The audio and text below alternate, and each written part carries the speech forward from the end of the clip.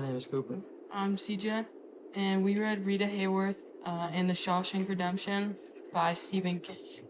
Cooper, why don't you tell us a little bit about what this book is about?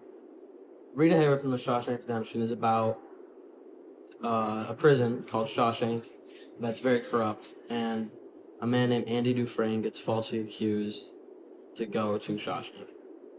And throughout the book, you see Andy's progression in prison and how Andy makes friends, such as another main character is Red, who is known as the guy that can get things in prison. And Andy and Red are the two main characters throughout the book, and the whole book leads up to Andy's escape, pretty much. Now we're going to go in depth about the two main characters, Red and Andy. I'll let CJ talk to us about it.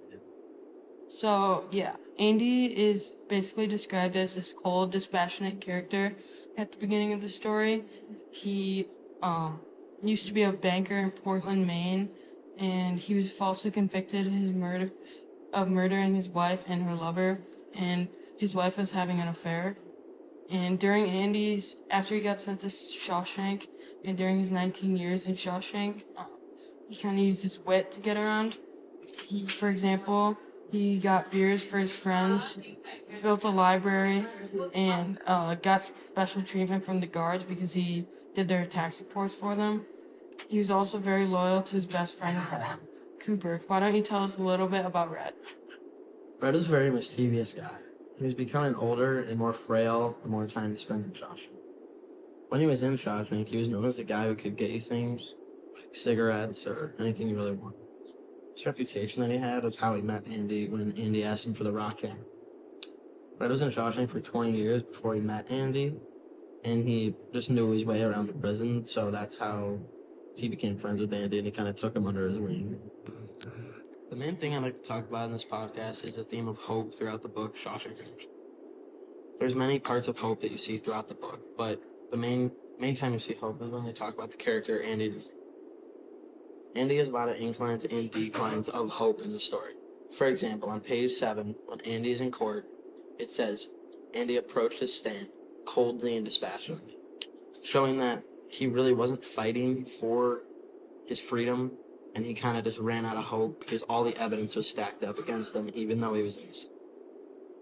Yeah, that's a good point there. Another quote I noticed was on page 65. The quote says, Suddenly, as that spring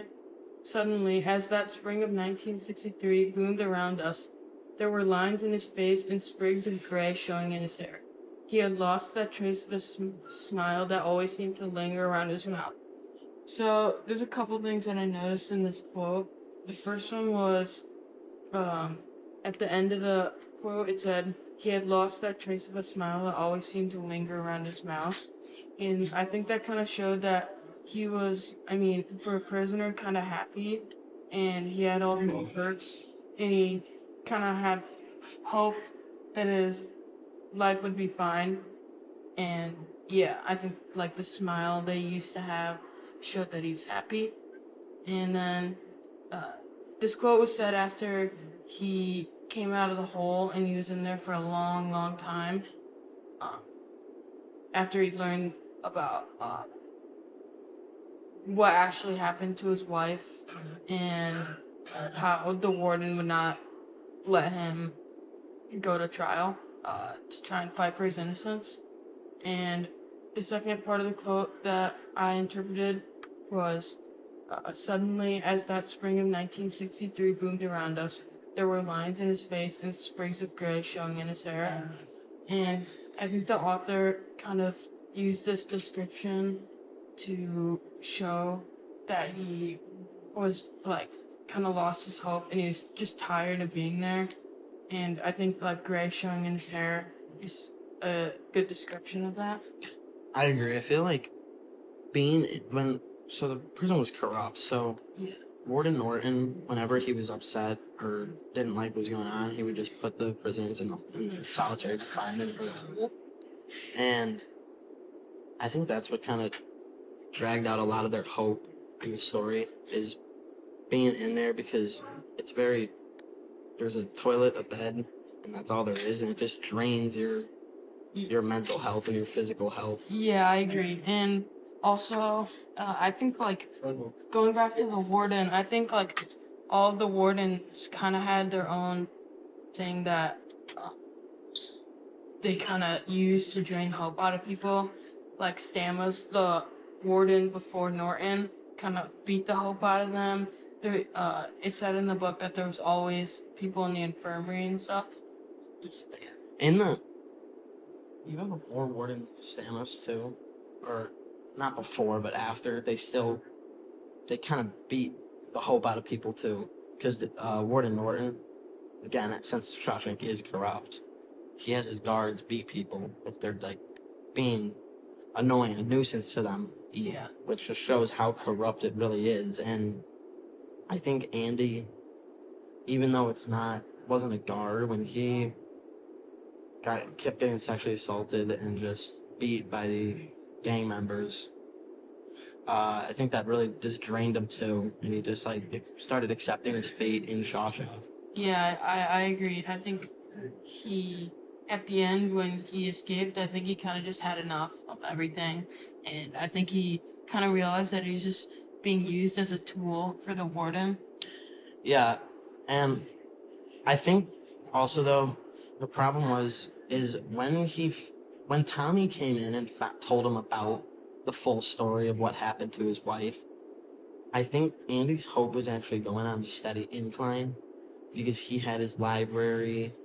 He was able to have all those things that were like... Yeah, he like also got people their high school diplomas, and I think that kind of made himself feel good and even made him feel like he was contributing more to the prison, like besides the fact that he built this library and all that stuff.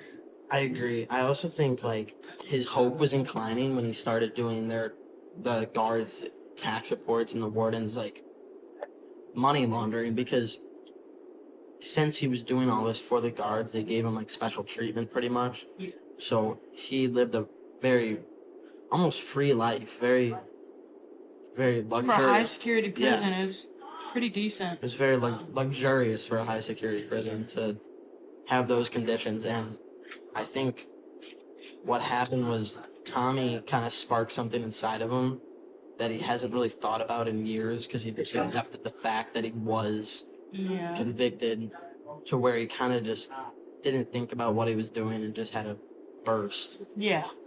I'm sure many of you have heard about the movie The Shawshank Redemption, which is known as one of the best movies of all time. And there's many differences in the books. If you have watched the movie, I definitely recommend this book. There's a lot of added stuff added to this book. You learn a lot of new information if you're interested in that. So, yeah. In conclusion, I think that Stephen King writing this book wanted to just show us the theme of to never lose hope and to keep fighting no matter what. And I think that's just the key part that me and CJ took away from this book. So once again, I'm Cooper. I'm CJ. And thank you for listening.